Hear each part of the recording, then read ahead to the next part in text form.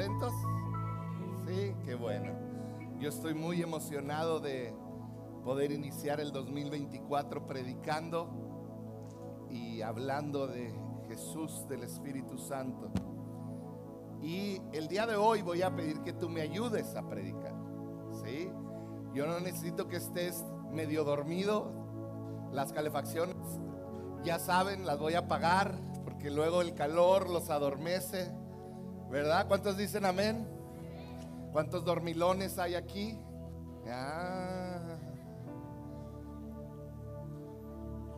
En la universidad, cuando yo estaba en la universidad, era el mes de junio, julio, mayo, los calores así fuertísimos. Y tú veías a todos los estudiantes con una chamarra, andábamos, porque entrábamos a los salones donde daban las clases y estaban literalmente congelados.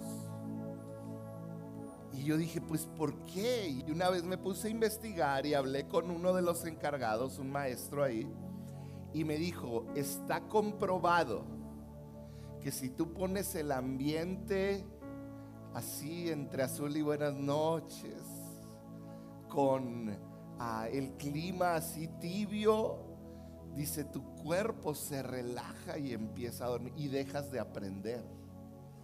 Entonces uno de mis sueños, lo saben los de la oficina, es que en verano tengamos un frío aquí adentro para que estés despierto aprendiendo lo que Dios tiene para ti.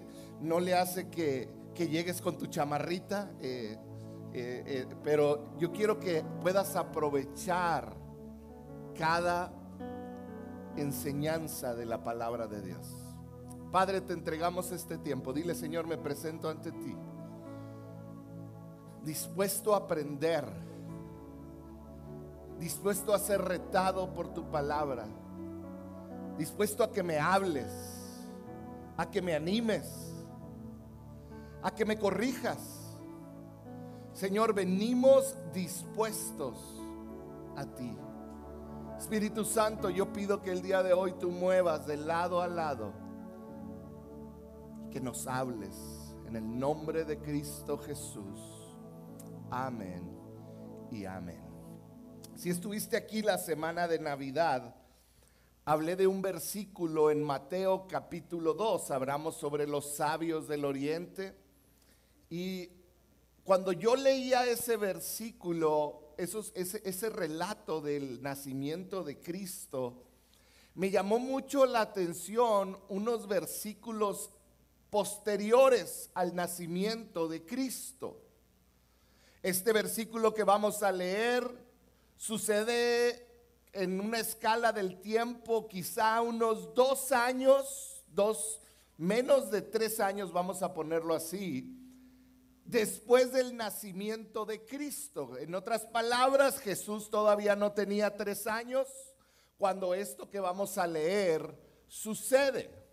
Ya pasó la crisis del parto, donde llega José con María y me imagino que la fuente se le revienta y empiezan a buscar un lugar donde va a nacer el Salvador del mundo. Ya nació Cristo, ya pasó el parto, ya vinieron los pastores a adorar. El Rey de los judíos, el Rey del mundo ha nacido. Y unos versículos después, Mateo capítulo 2, ve conmigo ahí si no va a aparecer. Mateo capítulo 2, 16, dice así: cuando Herodes se dio cuenta de que los sabios se habían burlado de él, se enfureció y mandó matar a todos los niños menores de 2 años en Belén y sus alrededores, de acuerdo con el tiempo que había averiguado de los sabios. Te recuerdo la historia. Llegaron los sabios preguntando, ¿dónde ha de nacer el rey de los judíos? Herodes, siendo ese rey celoso, manda y les dice, vayan, investiguen, y luego me dicen para yo ir a adorarlo, pero lo que quería era ya matarlo. Los sabios se dan cuenta de esto y no regresan con Herodes. Entonces Herodes está muy molesto. Pasan aproximadamente 6 meses después de que los sabios llegaron con él y él los envió, y él se da cuenta, estos ya no volvieron.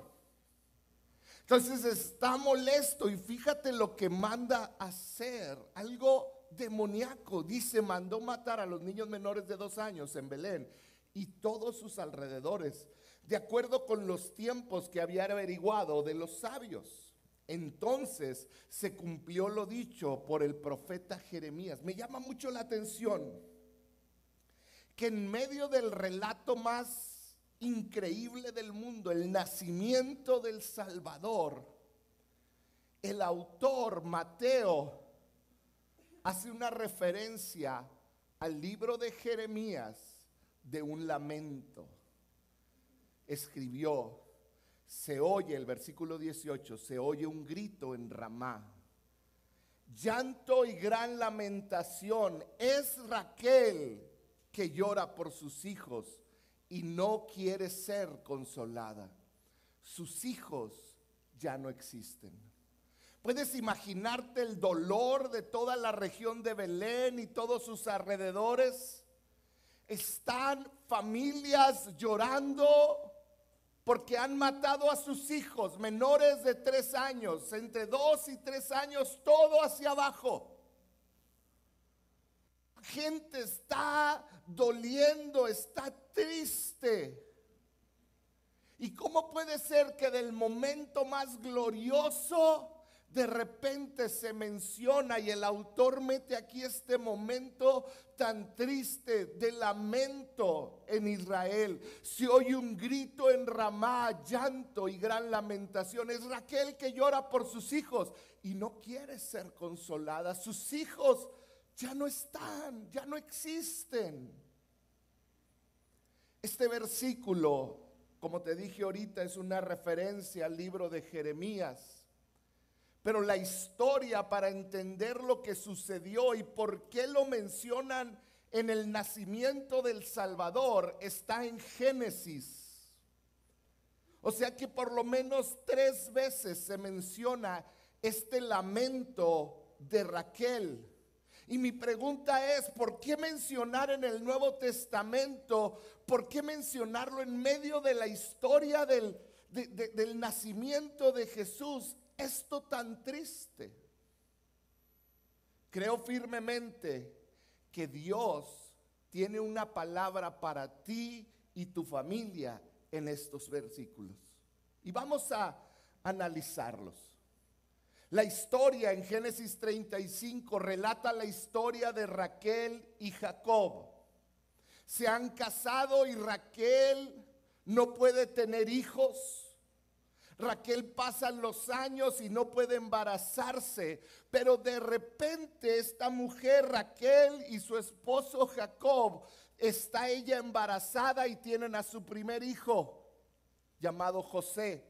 Nace José y está feliz ahí la familia, pero después, bueno, si tú conoces la historia de José, es José que conocemos como José el soñador, que tenía un gran propósito.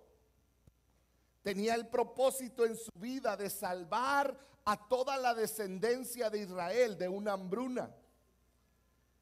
Raquel, después de tener a José unos pocos meses, quizá un par de años, quedó embarazada de nuevo. Y la historia dice así: en su 9º mes, Jacob lleva a su esposa de Jerusalén a Belén. En aquel tiempo no había Mercedes-Benz, no había autos con las comodidades. Entonces la sube en lo que yo asumo pudo haber sido una carreta y sube a su esposa a los 9 meses de embarazo para ir un tramo no muy largo de Jerusalén a Belén. A medio camino, Raquel comenzó con dolores de parto y tuvieron que detenerse en el camino, a la mitad del camino, 8 kilómetros saliendo de Jerusalén rumbo a Belén, estaba una pequeña ciudad llamada Ramá. ¿Cómo se llamaba la ciudad? Ramá. 8 kilómetros apenas y se tienen que parar y Raquel da a luz a Benjamín. Y está ahí José de aproximadamente 2 años, Benjamín recién nacido. Y mamá está muriendo. Ahí en Ramá, Raquel se pone muy mal después de dar a luz y está, puedes imaginar el contexto, la familia llorando. El amor de su vida de Jacob estaba muriendo. La mamá de José, un bebé recién nacido llamado Benjamín, estaba con su madre a punto de morir. José tenía un gran propósito, pero estaba perdiendo a su mamá mientras abrazaba al recién nacido. Era un momento de separación, era un momento de dolor en la familia. Y se menciona este suceso tan doloroso, lo recuerda, está en la mente de todos los judíos y es recordado mientras nace el Salvador. Ahí murió Raquel, en medio del polvoriento camino de un pequeño lugar llamado Ramá. La familia de Jacob cambió para siempre, nunca más volvería a ser la misma. Ahora había llanto, había dolor, había tristeza, había duelo, había soledad. Es un lugar emblemático en la historia del pueblo de Israel, que si tú vas a visitar Jerusalén y caminas 8 kilómetros hacia afuera de la ciudad, hacia Belén, vas a encontrar el día de hoy la ciudad de Ramá, donde hay un lugar histórico para que visites turístico llamado la tumba de Raquel. Ahí murió esta mujer. Ramá es el lugar donde 2 niños con un propósito grande fueron separados de su madre, donde Jacob fue separado de su esposa. Esa es la historia. Si vamos 586 años antes de Cristo, pasan los años. El rey Nabucodonosor cuenta la historia que invadió Israel, específicamente la ciudad de Jerusalén. Nabucodonosor, este rey cruel, llega a la ciudad y destruye Jerusalén, quema la ciudad, mata a miles de personas de una manera muy cruel. Puedes encontrarlo en Segunda de Reyes, capítulo 24. Luego, Nabucodonosor hace algo terrible, se reúne con su ejército elite, con los más cercanos, con los más capaces de su ejército.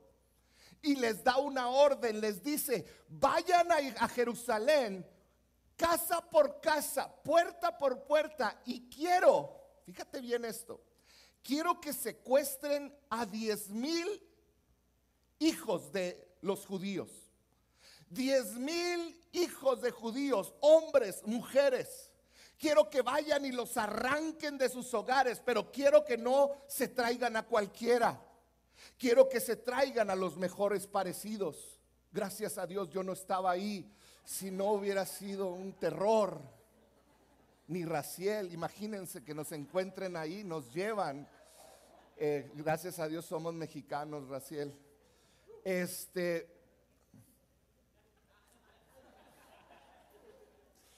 La burla es la que pega, ni que ustedes acá,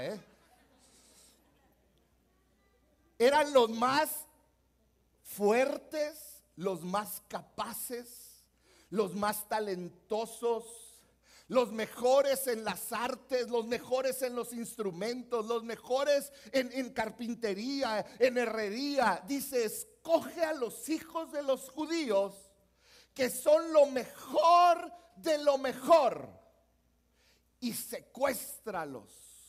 Fíjate el plan de Nabucodonosor. Tomaron a los más talentosos, 10,000 de ellos, y se los llevaron encadenados a Babilonia. Yo quiero que te pongas en lugar de un papá y una mamá, que su pequeño hijo es arrancado del hogar y es llevado encadenado a otra ciudad lejana. Fíjate bien esto. Mientras este ejército sacaba a los hijos de las casas, Nabucodonosor escogió una ciudad a 8 kilómetros fuera de Jerusalén como un campo de concentración, donde iba reuniendo a los 10,000. Me imagino que estaba como en las películas de los judíos. Era un lugar como una cárcel. ¿Y sabes cuál era esa ciudad donde los empezó a reunir antes de llevárselos a Babilonia? Ramá. Empezó a juntar Nabucodonosor ahí a todos y empezó a ponerlos en esta ciudad. Y puedo imaginar a las mamás, a los papás, yendo a Ramá para ver si pueden ver a lo lejos a sus hijos, llorando por ellos. Y de repente, cuando el ejército consiguió los 10,000 que pidió Nabucodonosor, verlos salir de Ramá rumbo a Babilonia para no verlos nunca más. Nabucodonosor dijo: ellos van a construir mi reino, no el de Dios. Fíjate bien, Nabucodonosor estaba levantando un grito a los judíos y les estaba diciendo: sus hijos son míos, yo los arranqué de sus hogares, ustedes no los volverán a ver como padres. Les quitó el propósito, les quitó los sueños que tenían, los encadenó, los humilló y se los llevó, y lo único que les dijo: son míos. Y los papás, una vez más en Ramá, hubo separación, hubo dolor, hubo pérdida en Ramá. Y ahí fue donde Jeremías escribió: se oye un grito. Jeremías 31:15 dijo: se oye un grito en Ramá, lamentos y amargo llanto. Es Raquel, dice, recuerda a Raquel, cuando lloró porque ella moría y había una separación de sus hijos. Dice: es Raquel que llora por sus hijos y no quiere ser consolada. Sus hijos ya no existen. De nuevo en Ramá las familias fueron separadas y destruidas en 1,000 pedazos. Padres llorando, hijos llorando. Papá y mamá viendo cómo sus hijos se van con cadenas que es imposible para ellos quitar de sus hijos. Solo los ven irse. Solo pueden verlos desaparecer a lo lejos, encadenados y en cautiverio, en manos de un enemigo que los odia. ¿Puedes imaginar el dolor? Son llevados para que sus talentos sean explotados, no para Dios, sino para el enemigo. Para que su belleza sea aprovechada y destruida, para que fueran explotados por el enemigo, para construir el reino de Babilonia. Muchos aquí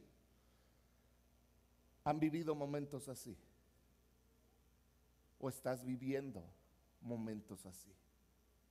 Estás viviendo momentos donde dueles y lloras por tus hijos, donde las cadenas de drogadicción los han aprisionado y se los han llevado, donde el alcoholismo los ha aprisionado, los ha encadenado, donde una enfermedad mental, donde la depresión, la ansiedad, el cortarse, donde las ataduras sexuales, la inmoralidad los ha atado y se los ha llevado, donde el divorcio ha destruido su futuro.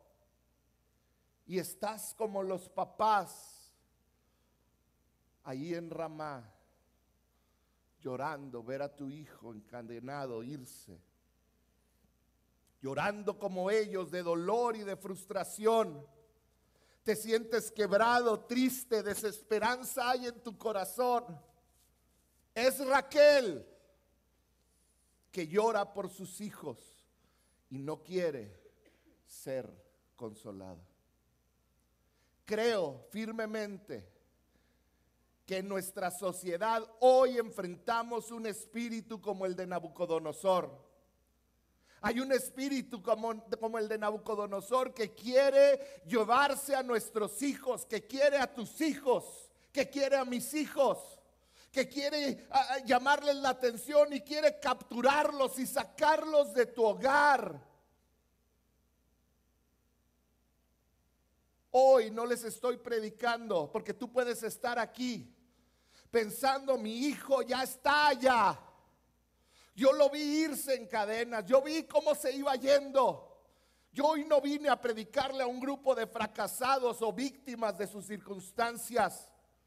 Hoy yo vine a predicarle a hombres y mujeres que saben poner su confianza en el Señor, no a hombres y mujeres llenos de culpa que solo pueden llorar. Hoy te estoy hablando a ti que quizá estás en el lugar de dolor, estás en Ramá, porque sabes que ahí cambió tu destino cuando tus hijos fueron llevados cautivos. Lo único que yo te puedo decir es que Ramá no es nuestro destino. Nosotros vamos hasta Belén y hay algo más que sucedió. Satanás no va a ganar esto. Tú y yo sabemos que este no es el fin. Hechos 2:17 dice, y en los postreros días, dice Dios, derramaré de mi espíritu sobre toda carne. Y hace una promesa. Dice, y vuestros hijos y vuestras hijas profetizarán, vuestros jóvenes verán visiones y vuestros ancianos soñarán sueños. Te voy a dar un spoiler del final de los tiempos. Satanás no gana. Satanás no gana. ¿Sabes? Me llena de esperanza. Me llena de esperanza que esta historia no termine en llanto en el Nuevo Testamento. Hay muchos aquí que han expresado estas palabras de tus hijos, de tus nietos, de gente que amas. Es que echó a perder su futuro. Es que echó a perder su futuro y esos pensamientos atormentan tu mente. La primera vez que aparece este versículo, Raquel perdió a su hijo y su vida se terminó. La segunda vez, 10,000 familias lloraron la pérdida de sus hijos y no los volvieron a ver. Pero la tercera vez que aparece, vinieron unos sabios del oriente buscando al rey de los judíos, al rey de reyes y señor de señores, un niño que tenía el propósito más grande, que era salvar a la humanidad. Y ese niño vino a reinar eternamente. Y Herodes celoso quiso asesinarlo, pero no lo logró. ¿Por qué? Porque no se detuvo todo en Ramá. Siguió hasta Belén, donde nació el Salvador, donde tuvimos y nació la esperanza. Tenemos que estar conscientes. Satanás ha hecho a nuestros hijos un blanco. ¿Cuántos tienen aquí hijos? Levanta tu mano. No importa la edad, pero si tú tienes hijos, tienes que abrir los ojos a la realidad de que Satanás los tiene en la mira más que a cualquier otro hijo. Creo firmemente que nuestras familias están bajo un ataque demoníaco, que filosofías, ideologías quieren robar a nuestros hijos. Y lo único que te puedo decir es que yo sé que Dios tiene preparadas varias sorpresas y que Él no está de brazos cruzados. El gran problema es que a lo mejor tú y yo sí. Y hoy yo quiero despertar, no quiero asustarte, pero yo quiero despertarte. Dios tiene varias sorpresas y yo creo la principal es un gran mover de su Espíritu Santo. Si me pueden ayudar con el piano. Un mover de reconciliación, un mover de amor, un mover de milagros. Satanás quiere destruir la siguiente generación, robarle su propósito y quiere destruir la niñez de nuestros hijos. Hoy como nunca enfrentan abuso físico, abuso mental, abuso emocional. Satanás se ha reunido y ha dicho: arruinemos sus emociones, arruinemos sus mentes, trayendo filosofías falsas, teniendo falsos dioses, falso placer. Y Satanás se ha reunido y ha dicho: destruyamos a los hijos de Dios. Y padres que están aquí, no podemos seguir permaneciendo de brazos cruzados, porque nuestra lucha no es contra seres humanos, sino contra poderes, contra autoridades, contra potestades que dominan este mundo de tinieblas, contra fuerzas espirituales malignas en regiones celestes. Nuestra lucha es espiritual y no podemos seguir de brazos cruzados pensando: que el líder de jóvenes hable con él, que el líder de jóvenes ore por ellos. Ya viene campamento en julio para que Dios haga algo con ellos. Y vives de campamento en campamento, cuando la batalla es diaria y tú y yo tenemos que lucharla. Jesús se hizo carne y nació entre nosotros para mostrarnos el camino al Padre, para que tú y yo podamos vencer todos los engaños de Satanás, aún sobre nuestros hijos. Que nunca se te olvide: el poder que necesitas para luchar ya te fue dado. Ya te fue dado. Cuando el ángel vino con María y le dijo: María, pero ¿cómo va a ser posible que yo dé a luz al Hijo de Dios? La respuesta del ángel fue: el Espíritu Santo vendrá sobre ti y entonces quedarás encinta. ¿Cómo? ¿Cómo le vamos a hacer? El Espíritu Santo. ¿Cómo voy a cumplir mi llamado? ¿Cómo voy a ser un buen padre? ¿Cómo voy a ser una buena madre? El Espíritu Santo. ¿Cómo? ¿Cómo voy a ver la respuesta en mi hijo? Ya no me escucha. El Espíritu Santo. ¿Cómo? ¿Cómo voy a reconstruir mi familia? Mi familia está destruida. El Espíritu Santo. ¿Cómo voy a salir de esta enfermedad? El Espíritu Santo. ¿Cómo voy a salir de mis circunstancias? El Espíritu Santo. Isaías dijo: porque vendrá el enemigo como un río, mas el Espíritu de Jehová levantará bandera contra él. Puede venir el enemigo contra ti como un río, pero el Espíritu Santo se va a parar firme. ¿Cómo vas a salir de lo que estás viviendo en este momento? El Espíritu Santo. Deja de luchar en tus propias fuerzas. Deja de querer convencer a tus hijos con tu mente. Es el Espíritu Santo. Lo que el dinero no puede arreglar, el Espíritu Santo sí. Lo que las influencias no pueden arreglar, el Espíritu Santo sí. Lo que la inteligencia y los consejos no puede cambiar, el Espíritu Santo sí. Tenemos que permitirle al Espíritu Santo obrar. Por eso es tan importante, iglesia. Necesitamos volver a su palabra. Por eso te estamos haciendo un trabajo. Los muchachos han estado trabajando para traernos esto. Aquí lo hicimos. Lo hicieron pues. Necesitamos volver a su palabra. Conocer al Espíritu Santo, conocer lo que puede hacer por nosotros. Necesitamos volver a orar, a buscarlo. Necesitamos volver a adorarlo con un espíritu de adoración correcto. Zacarías 4:6 dice: no con ejército ni con fuerza, sino con mi espíritu, ha dicho Jehová de los ejércitos. Es su Espíritu Santo la única respuesta. Es el Espíritu Santo. Es tiempo, iglesia, Es tiempo de que la iglesia vuelva a ser ruidosa. Es tiempo de que se vuelva a oír el rugir de una iglesia llena del Espíritu Santo. Gracias.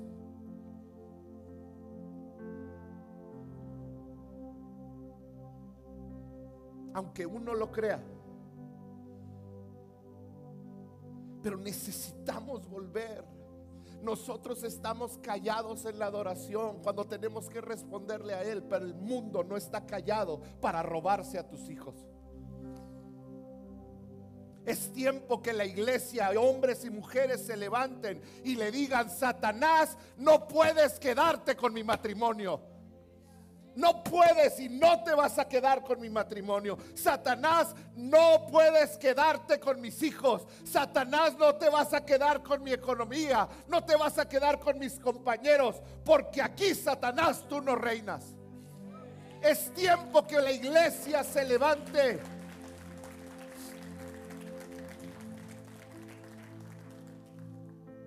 Mateo, por tercera ocasión en la Biblia, vuelve a mencionar a Raquel y a Ramá. Vuelve a mencionar el lugar de separación. En medio del gran gozo del nacimiento del Salvador del mundo, de Jesús, gran llanto y dolor en los hogares de Belén. Las primeras dos veces que se menciona Ramá y Raquel en la Biblia, ese fue el final de la historia. Pero en el Nuevo Testamento, no. En el Nuevo Testamento, el dolor de la familia no fue el final. La tristeza y pérdida no fue el final. La amargura y falta de perdón no fue el final. Iglesia, yo te quiero decir que Belén está tan solo a unos kilómetros. Quizá tus hijos fueron llevados. Quizá tus hijos fueron llevados, pero unos kilómetros adelante de Ramá nació la esperanza del mundo. Unos kilómetros adelante nació la esperanza del mundo. Y fíjate, me voló la cabeza cuando volví a leer Jeremías 31:15. El versículo 15 dice así: así dice el Señor, se oye un grito en Ramá, lamentos y amargo llanto. Es Raquel que llora por sus hijos y no quiere ser consolada. Sus hijos ya no existen. Y quizás si estás tú el día de hoy llorando por tus hijos que no están aquí, por las decisiones que han tomado, por el futuro que están enfrentando. Pero el siguiente versículo es increíble.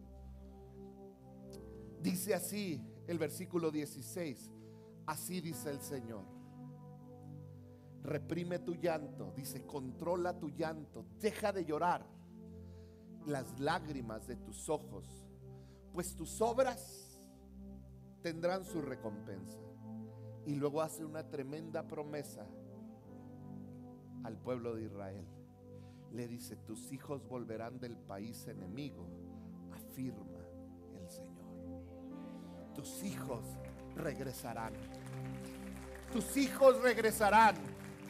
Necesitamos, iglesia, necesitamos un ejército de hombres y de mujeres, de papás y mamás, abuelas y abuelos, que se van a levantar para orar y luchar por sus hijos y las siguientes generaciones. No podemos continuar sin esto. No podemos continuar sin papá y mamá orando por sus generaciones, por los hijos, por las siguientes generaciones. Porque la promesa está dada desde el libro de Hechos: derramaré de mi espíritu sobre toda carne, y vuestros hijos y vuestras hijas profetizarán, vuestros jóvenes verán visiones y vuestros ancianos soñarán sueños. Hasta tú vas a volver a soñar.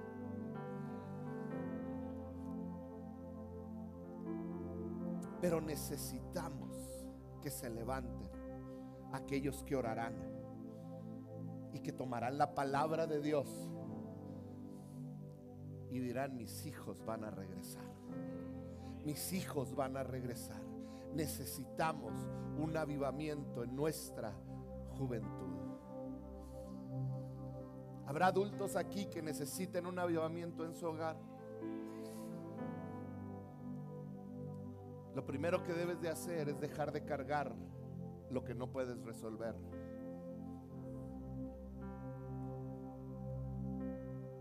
Y que aprendas a dejarle en las manos del Espíritu Santo tu carga. Y luchar, como Efesios 6:12 dice, no con las personas, no con nuestras palabras, sino espiritualmente. Hoy yo te quiero invitar a levantar tus manos en oración a favor de tus hijos. Yo quiero que estos 21 días de búsqueda sean de 21 días de búsqueda de avivamiento en nuestro hogar primero. Que cadenas de alcoholismo, cadenas de inmoralidad, de adicciones, cadenas de perversión, cadenas de enfermedad sean quebrantadas.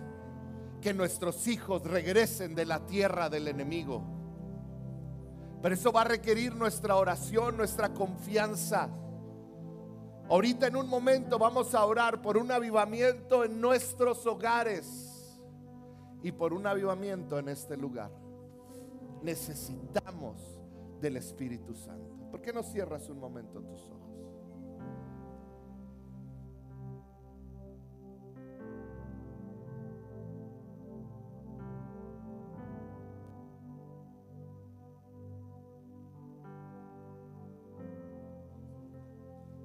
Comúnmente no hago esto,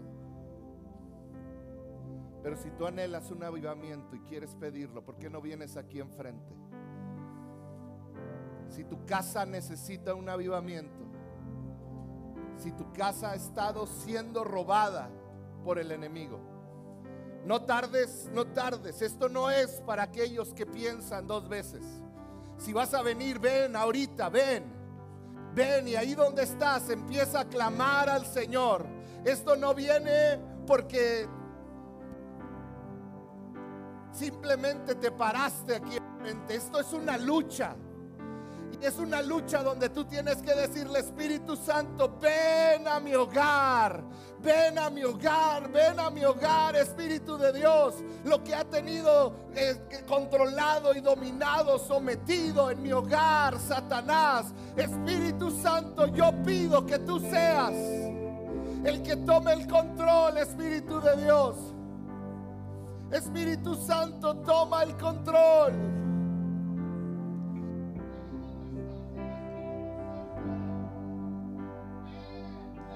Ven, ven. Ahí donde estás, levanta tu voz, no tengas temor. Tenemos que aprender como iglesia que hay momentos donde tu voz tiene que ser escuchada, donde tienes que levantar tu clamor al Señor. Espíritu Santo, Espíritu Santo, ven. Ahí donde estás, dile: trae avivamiento sobre mi ciudad. Trae avivamiento. Trae avivamiento sobre todos los